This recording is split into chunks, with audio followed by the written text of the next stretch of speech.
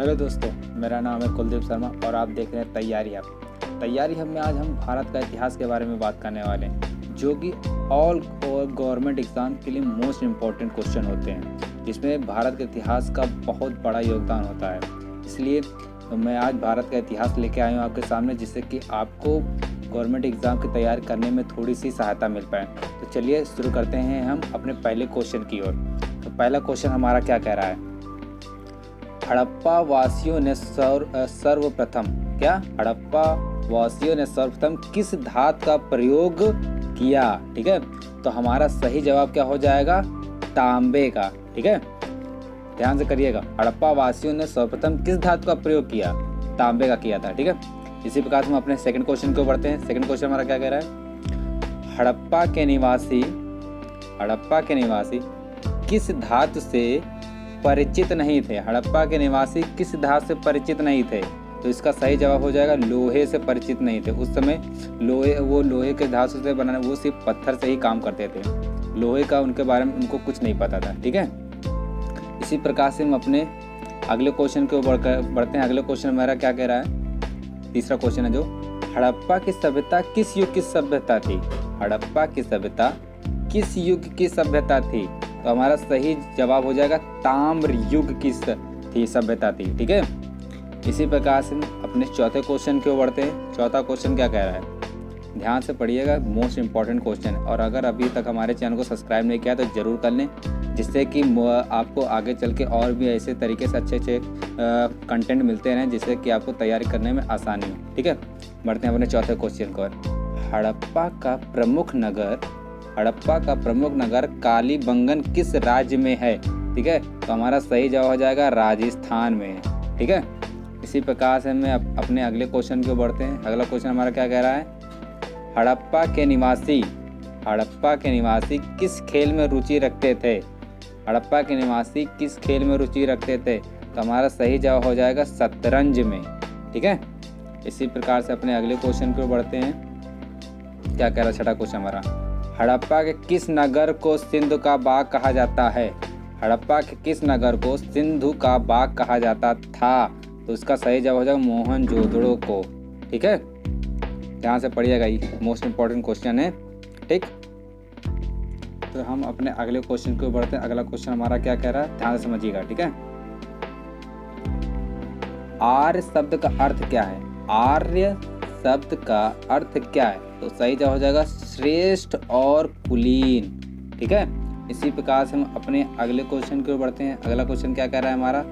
ध्यान से समझिएगा, मोस्ट इंपॉर्टेंट क्वेश्चन है। ठीक है, आठवां क्वेश्चन क्या कह रहा है? आर्यों की भाषा क्या थी? ध्यान से पढ़िएगा, आर्यों की भाषा क्या थी? तो इसका सही जवाब हो जाएगा संस्कृत थी। ठीक है, उस टाइम संस्कृत थी आर्यों की भाषा। ठीक, इसी प्रकार हम अपने अगले क्वेश्चन की ओर बढ़ते हैं। आर्यों का मुख्य व्यवसाय क्या था? आर्यों का मुख्य व्यवसाय क्या था? तो इसका सही जवाब हो जाएगा पशुपालन एवं कृषि। ठीक है, आर्यों का मुख्य व्यवसाय उस टाइम पशुपालन एवं कृषि था। ठीक, अपने अगले क्वेश्चन की ओर बढ़ते हैं। क्या कह रहा है? आर्यों ने सबसे पहले किस धातु की खोज की? आर्यों ने सबसे पहले किस धातु की खोज की? तो इसका सही जवाब हो जाएगा लोहे की खोज की। उस समय आर्यों ने सबसे पहले लोहे की खोज आर्यों ने ही की थी। ठीक है, इसी प्रकार से अपने अगले क्वेश्चन की ओर बढ़ते हैं। क्या कह रहा है?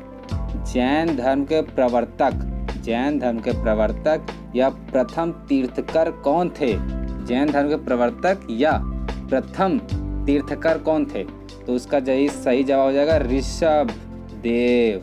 ठीक है, ध्यान से पढ़िएगा, मोस्ट इम्पॉर्टेंट क्वेश्चन है जीके के लिए, और ये भारत का इतिहास बहुत ही इम्पॉर्टेंट है ऑल ओवर गवर्नमेंट एग्जाम के लिए, क्योंकि सबसे ज़्यादा इसी से चीज़ें से पूछी जाती हैं। ठीक है, अपने अगले क्वेश्चन को बढ़ते हैं। जैन धर्म के 24वें एवं अंतिम तीर्थकर कौन थे? इसका सही जवाब हो जाएगा महावीर स्वामी। ठीक है, अपने अगले क्वेश्चन को बढ़ते हैं। अगला क्वेश्चन क्या कह रहा है हमारा? महावीर स्वामी का जन्म कब व कहाँ हुआ था? महावीर स्वामी का जन्म कब व कहाँ हुआ? इसका सही जवाब 599 ईसा पूर्व कुंडल ग्राम में। 599 ईसा पूर्व कुंडल ग्राम में हुआ था। ठीक है, इसी प्रकार से अगले क्वेश्चन को बढ़ते हैं। अगला क्वेश्चन हमारा क्या कह रहा है, ध्यान समझिएगा। 14वां क्वेश्चन है, 14वां। तो क्या कह रहा है हमारा, महावीर स्वामी की मृत्यु कब हुआ, कहाँ हुई? इसका सही जवाब हो जाएगा 527 ईसा पूर्व, 527 ईसा पूर्व, पावापुरी पटना में। ठीक है। इसी प्रकार से अगले क्वेश्चन की ओर बढ़ते हैं। अगला क्वेश्चन क्या कह रहा है, जैन धर्म के दो संप्रदाय कौन कौन से हैं? इसका सही जवाब हो जाएगा श्वेतांबर व दिगंबर। ठीक है।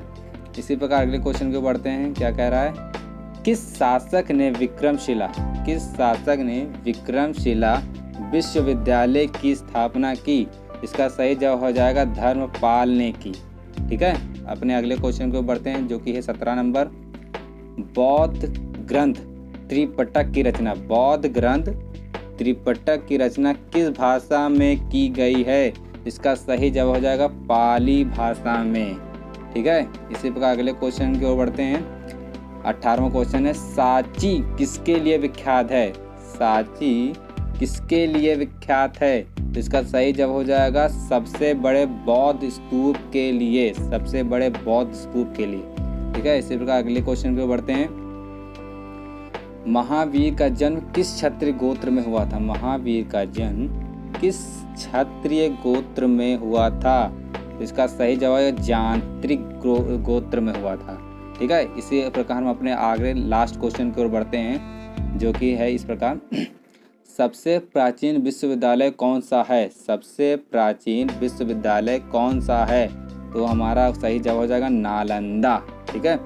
इसी प्रकार से हमारे 20 मोस्ट इम्पॉर्टेंट भारत का इतिहास के क्वेश्चन कंप्लीट हुए।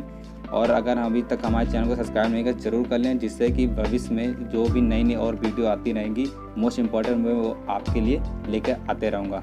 थैंक यू, धन्यवाद।